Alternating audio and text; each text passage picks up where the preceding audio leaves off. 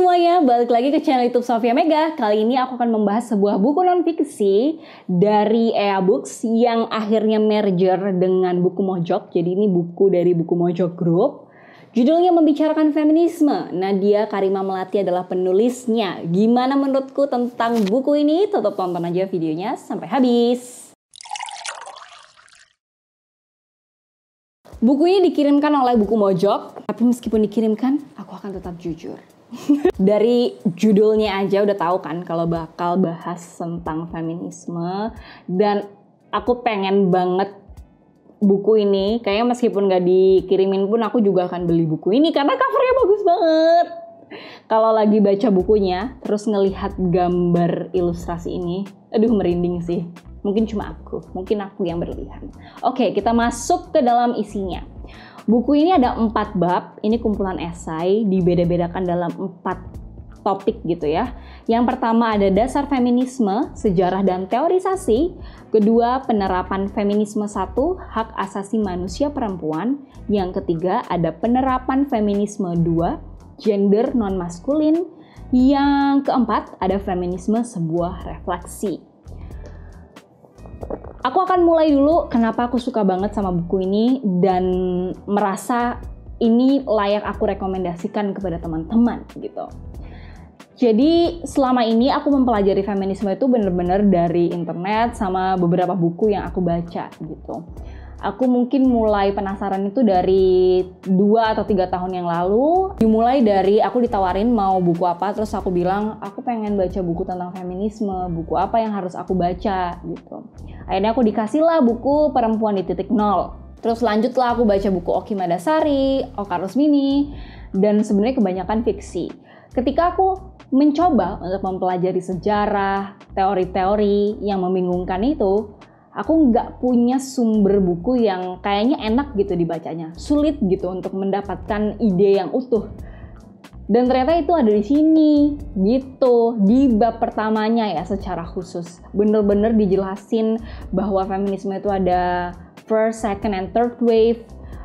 Di dalam setiap wave itu ada teori-teori feminisme seperti apa. Lalu feminisme itu sebenarnya cara berpikir atau ilmu pengetahuan atau apa, itu benar-benar dijelasin dengan cukup komprehensif di sini. Plusnya lagi adalah di buku ini itu dijelasin cukup detail gitu ya, perjalanan Indonesia dalam memperjuangkan feminisme ini. Mulai dari sebelum kemerdekaan yang diperjuangkan oleh salah satunya adalah Kartini, ibu kita Kartini, dan banyak pahlawan-pahlawan perempuan yang lainnya yang mungkin yang kita dengar hari ini adalah hanya sosok-sosok yang kita tahu, padahal mungkin masih banyak lagi sosok-sosok perempuan yang penting di saat kita pada saat itu belum punya konsep tentang kemerdekaan Indonesia. Nah, aku suka banget di situ. Jadi kayak seimbang antara sejarah dunia dengan sejarah Indonesia, sehingga kita tahu bahwa yang diperjuangkan feminisme di Indonesia itu penting gitu, dan tidak serta-merta ini ilmu dari barat dan lain sebagainya. Indonesia punya sejarahnya sendiri. Itu menurutku yang penting karena memang banyak sekali orang-orang yang memperdebatkan Indonesia tidak butuh ilmu dari barat. Padahal ilmu ini itu udah dari zaman kapan diperjuangkan. Cuma ternyata ada pemerintah yang mengaburkan ide ini sehingga ide yang diperjuangkan Kartini dan sosok-sosok yang lain menjadi tidak penting lagi. Sehingga hari ini Kartini hanya diingat dari kebaya dan sanggulnya saja gitu. Jadi aku suka banget sih sama bab pertama ini. Kalian harus baca. Di bab kedua dan bab ketiga itu kan tentang penerapan feminisme. Cuma bedanya yang penerapan feminisme 1 itu tentang hak asasi manusia perempuan, dan yang kedua adalah gender non-maskulin. Jadi memang feminisme ini ternyata bukan hanya memperjuangkan hak perempuan, tapi benar-benar kesetaraan gender gitu. Khususnya gender-gender yang menjadi minoritas. Nah, yang aku suka dari bab 2 dan bab 3 ini adalah aku jadi benar-benar tahu apa yang diperjuangkan feminisme. Dan rasanya kalau denger orang bilang feminisme itu nggak penting, itu jahat banget. Karena yang diperjuangkan feminisme diantaranya adalah poligami, di mana yang poligami itu tidak tahu makna keadilan. Kedua, pernikahan dini. Dan yang ketiga adalah hak pendidikan perempuan. Itu perjuangan awalnya feminisme sebelum di awal-awal Indonesia ada gitu ya, kalau tidak salah ingat. Lalu juga membahas tentang kekerasan seksual yang selama ini tidak ada hukum yang benar-benar melindungi. Dan bukan hanya kekerasan seksual seperti perkosaan kepada laki-laki dan perempuan yang semuanya, keduanya itu sama-sama lemah gitu. Jadi seringkali korbannya yang malah kena dan pelakunya yang malah aman gitu. Tapi ada banyak hal-hal yang perlu kita berjuangkan bersama, seperti kejahatan cyber, kayak misalnya di sini dijelasin detail contoh-contoh kejahatan cyber, mulai dari kita menyebarkan video porno orang lain gitu, video vulgar orang lain, kan biasanya sering terjadi ya. Kita pacaran terus si cowok minta pap apa gitu, terus kalau putus diancem untuk disebarkan, dan itu sering banget terjadi, dan itu terjadi padaku. Tapi aku bukan sebagai korban, semoga tidak akan pernah terjadi. Tapi pada saat itu aku lagi ngopi sama temanku cowok, dia bilang aku punya loh video dia lagi di kamar mandi. Terus aku cuma diem dan gak bisa ngapa-ngapain. Dan pernah juga terjadi bahwa kita tahu ada satu sosok yang memang dihormati gitu ya, tapi kita saling curhat bahwa dia itu predator gitu. Jadi dia suka sulit jelasinnya. Dia suka deket-deketin alat kelaminnya ke cewek, dia suka godain cewek, dia suka ngancem-ngancem buat nunjukin alat kelaminnya ke kita, dan kita nggak bisa ngapa-ngapain. Dan kata temanku pun, kalau misalnya kita mau mengungkap itu, kita nggak bisa sendirian, kita bener-bener harus bersama instansi yang bisa melindungi kita secara hukum. Jadi kalau misalnya kalian masih mempertanyakan ide feminisme ini itu tidak penting, kayaknya kalian harus baca ini, karena ini dijelaskan apa saja yang diperjuangkan. Cuma memang ini buku juga menjelaskan kritik perdebatan-perdebatan feminisme yang tidak terlalu penting. Ya penting, bukan berarti itu tidak penting, tapi menjadi orang salah fokus dan salah paham. Jadi ternyata aku juga baru tahu banget dari buku ini, selama ini tuh kita selalu memperdebatkan feminisme hanya dari soal pilihan-pilihan personal. Kamu menikah, aku tidak mau menikah, aku mau punya anak, kamu maunya child free, hal-hal yang kayak gitu. Pilihan-pilihan perempuan. Itu penting. Tapi membuat kita berdebat pada hal-hal yang jadinya orang tuh yang awam jadi salah paham bahwa ini tuh cuma membuat perempuan itu tidak menjalankan kodratnya. Gitu loh.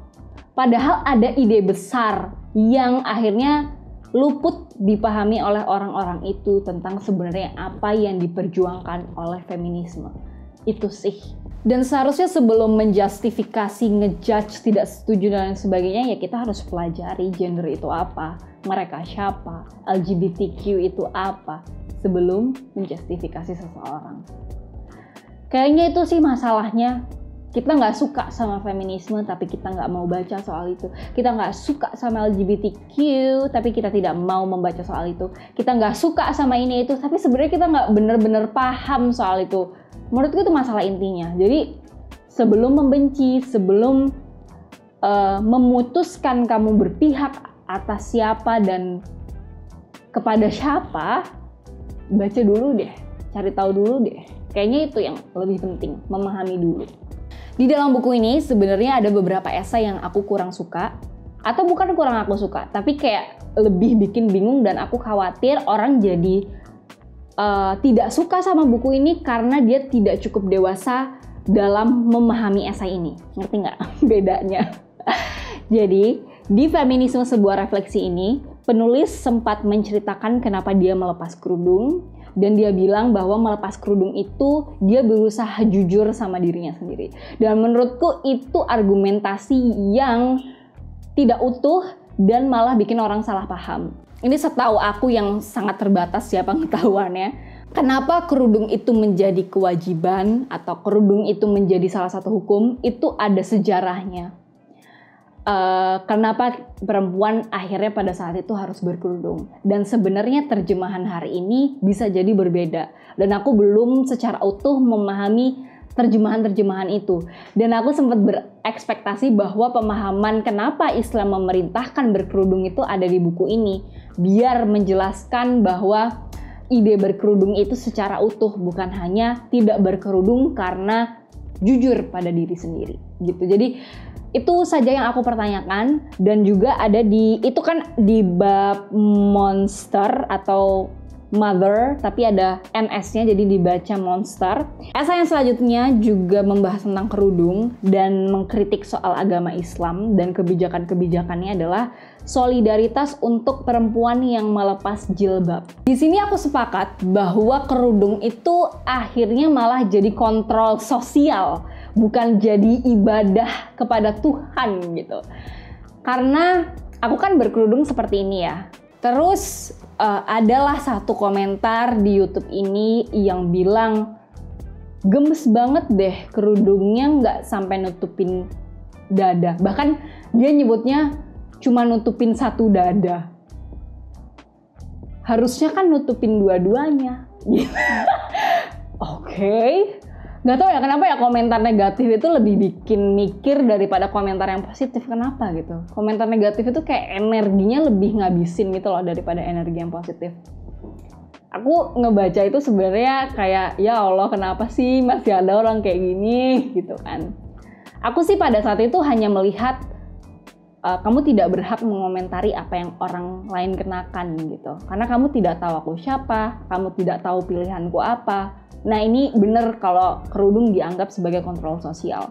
Aku hanya melihat, aku tidak akan mengomentari fisik orang, aku tidak akan mengomentari pakaian orang karena itu bukan hakku, dan kewajibanku adalah menghargai orang.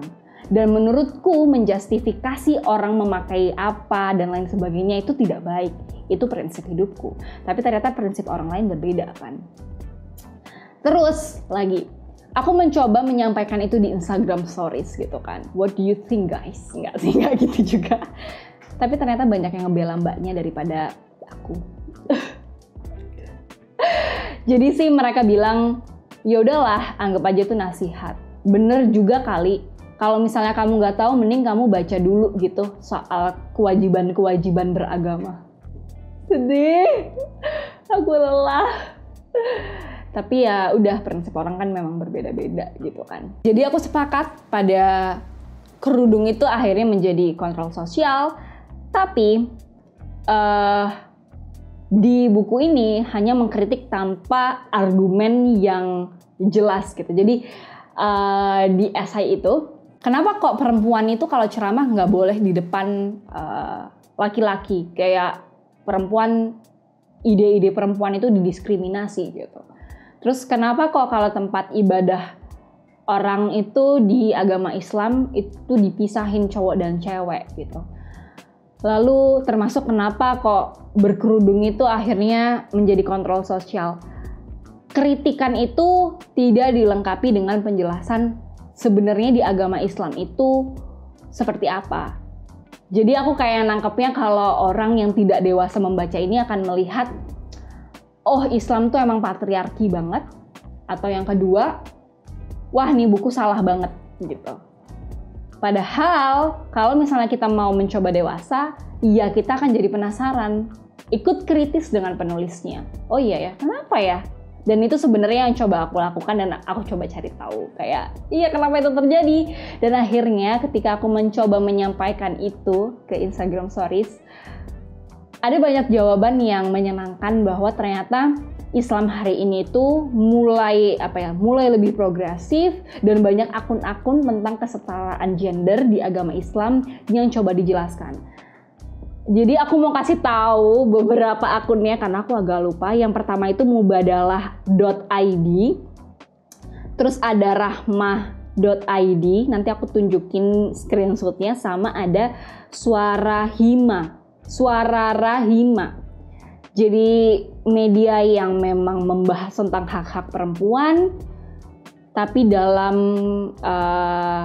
dalam konteks bagaimana Islam memandangnya gitu. Islam adil gender. Menurutku buku ini bagus-bagus aja karena bisa memberikan kamu pengetahuan yang lebih utuh soal feminisme dari sejarah, dan sejarahnya bukan hanya dari luar negeri tapi secara dari Indonesia pun ada. Terus tahu perjuangan yang diperjuangkan oleh feminisme itu apa, bahkan juga ada solusi-solusi ketika kita terjebak pada kekerasan seksual dan kejahatan-kejahatan yang itu karena kita adalah perempuan, karena ketidakadilan gender itu, dan juga mengajak kita kritis pada banyak hal yang meskipun aku sih agak khawatirnya itu jadi bahan buat orang-orang tidak suka buku ini. Padahal sebenarnya ya menurutku bagus-bagus aja buku-buku yang malah membuat kita kritis dan tidak membuat atau tidak memiliki kesan bahwa buku ini tuh 100% benar gitu. Jadi overall aku suka banget buku ini. Video ini panjang banget karena emang yang dibahas banyak. Jadi aku sih berharap kalian nonton sampai habis. Udah segitu aja yang pengen aku bahas. Dan kalau misalnya kalian mau dapetin buku ini, kalian bisa cek aja sih di Instagramnya Ea Books atau Buku Mojok, kalian bakal tahu gimana caranya. Dan banyak juga toko buku indie yang menjual buku ini. Nanti kalau aku sempat aku bakal kasih linknya di description box. Oke? Terima kasih banyak sudah menonton video kali ini. Sampai jumpa lagi. Dah!